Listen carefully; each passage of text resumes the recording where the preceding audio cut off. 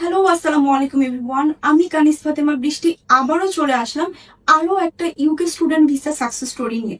This time আমাদের student Zubair Ahmed successfully Cardiff Metropolitan University থেকে student visa পেয়েছেন। ভাইয়া, কংগ্রাচুলেশন। Thank you. আপনি যদি একটু শেয়ার করতেন যে আপনি কয়দিনে এই স্টুডেন্ট ভিসাটা পেয়েছিলেন?